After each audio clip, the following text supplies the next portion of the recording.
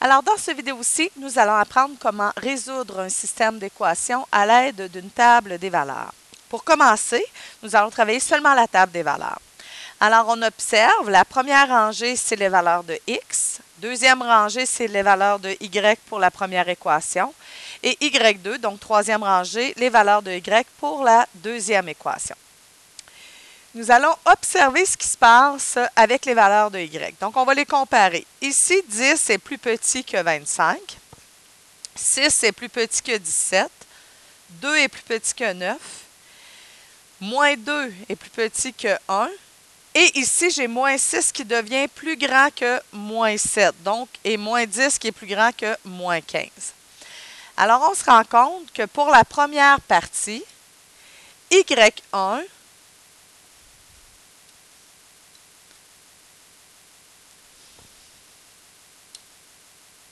je reviens, je m'excuse. Bon.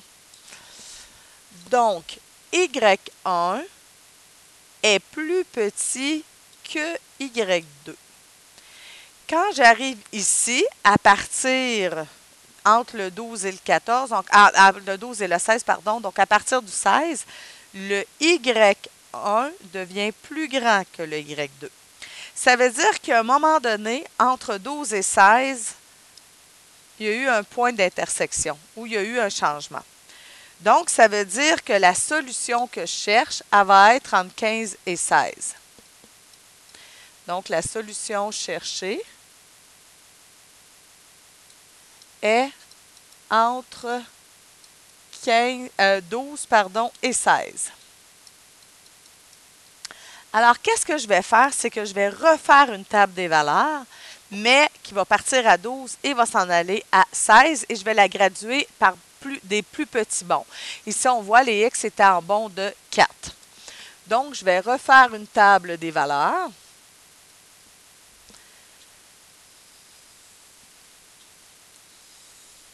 Donc, j'ai toujours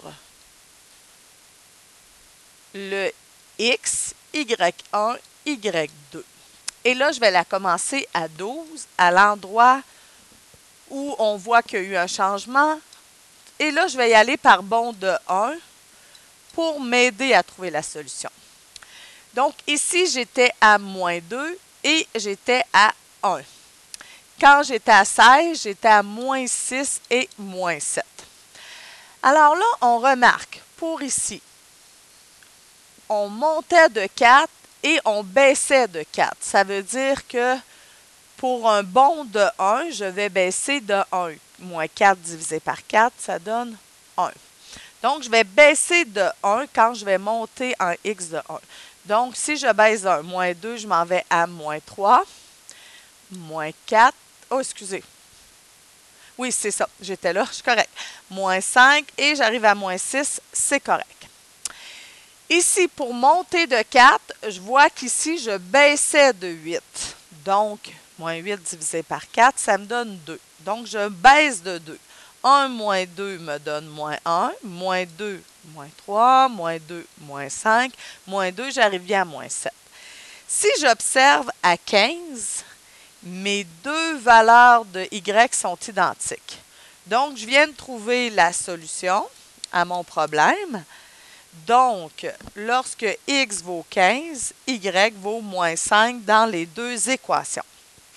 Donc, c'est comme ça que je vais travailler lorsque j'ai seulement la table des valeurs. On va faire un exemple avec une situation. Marco et Evelyne reviennent de la bibliothèque.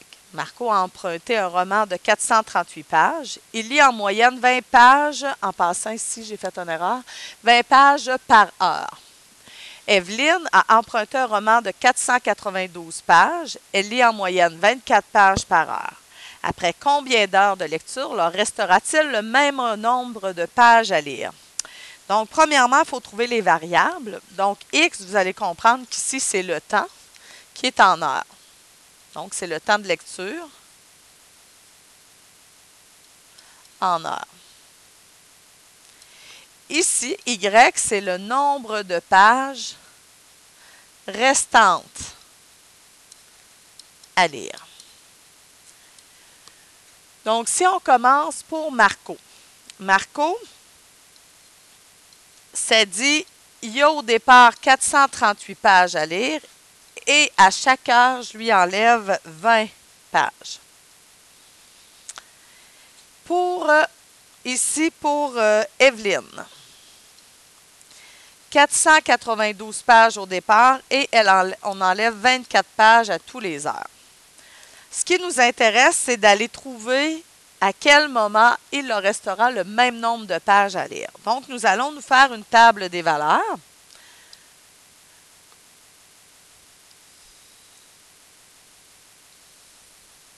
Je vais la faire debout cette fois-ci. Oups.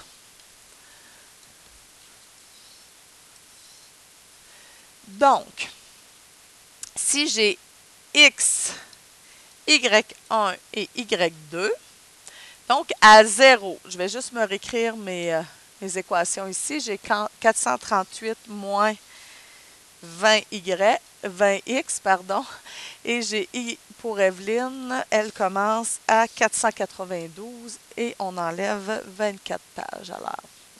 Est-ce que j'avais bien écrit des X au bas? Je vais être sûre que je n'ai pas fait d'erreur. Oui, j'ai été mettre des Y. Pourquoi j'ai mettre des Y au lieu des X? Je m'en excuse. Je vais le corriger tout de suite. Et voilà. Là, c'est correct. Alors, je reviens. Donc, si je fais 438 moins 20 fois 0, il va me rester 438. Si je fais 492 moins 24 fois 0, il va me rester 492. Donc, je vais décider de monter par bond de 5, donc après 5. Donc, je fais 438 moins 20 fois 5, il va me rester 338. Et ici, 492 moins 24 fois 5, il va me rester 372. Je vais faire 10. Donc, si je fais le même calcul, ça me donne 338 ici et 252 ici. Je vais aller à 15. Est-ce que j'ai déjà eu un changement? Je vais juste regarder. Lui, il est plus petit. Lui, il est plus petit. Lui, il est encore plus petit. Fait que je vais continuer. Ici, quand j'ai un x égale à 15, ça me donne 138. Et là, 132. Fait que là, je vois qu'ici, je suis rendu plus gros. Fait qu'on voit que notre solution va être entre 10 et 15. Donc, je vais refaire une autre table des valeurs en prenant 10 et 15.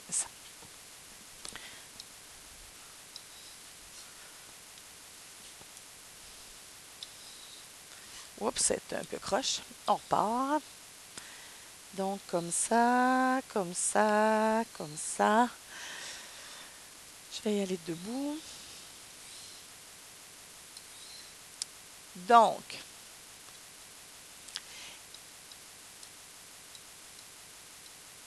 ici, je vais mettre 10. Donc là, je pourrais y aller par bond de 1. Oh, je ne me suis pas laissé grand place.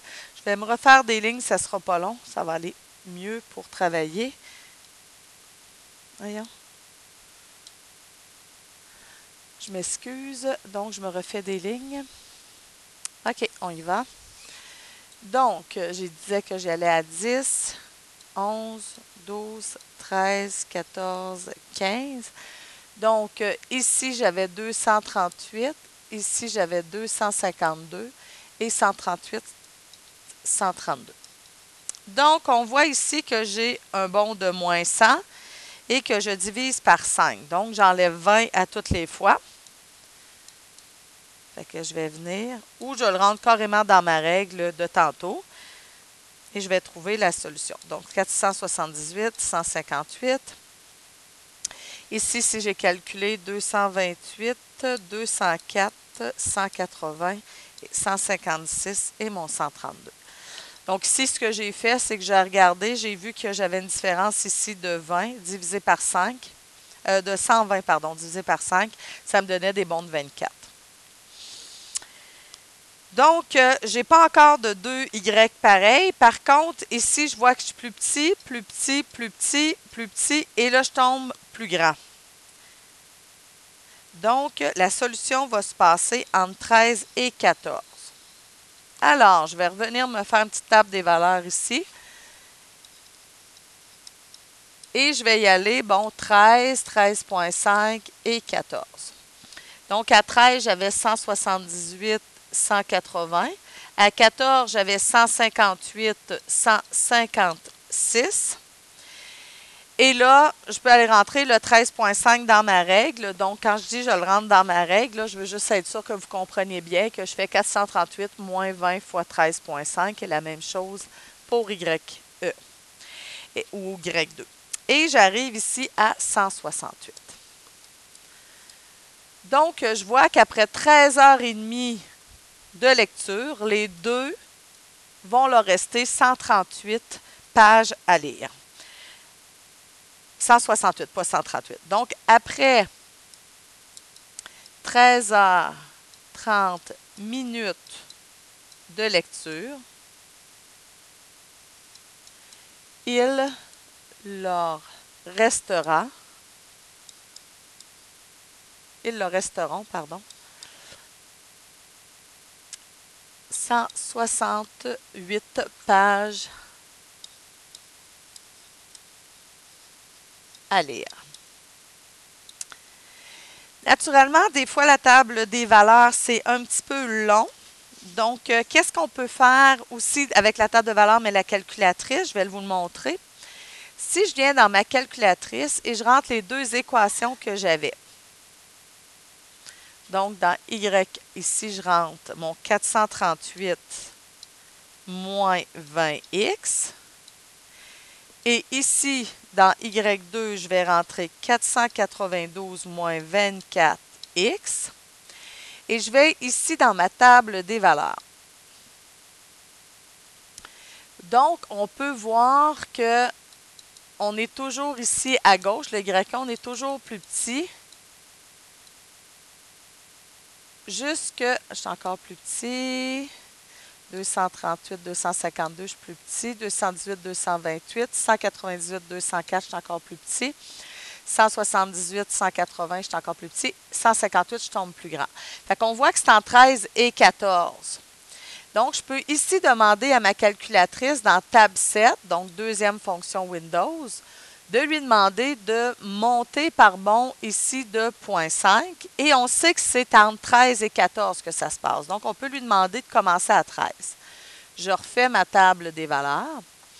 Et là, je commence à 13. Et là, je le vois, regarde, vous voyez tout de suite votre 13,5 qui est la solution. Ça serait avec la table des valeurs. Ou je pourrais encore, comme l'autre fois, à l'aide de la deuxième fonction calcul, aller calculer le point d'intersection entre deux droites, en s'assurant de bien voir mon point d'intersection. Parce que là, si je fais trace, je ne devrais pas voir grand point d'intersection parce que je suis entre moins 10 et 10. Donc, je viendrai retravailler ici ma programmation de ma fenêtre pour voir le point d'intersection et ensuite, j'irai faire mon calcul du point d'intersection. Alors, ceci complète les notes de cours, comment résoudre une situation, donc pas une situation, mais un système d'équation par la table des valeurs.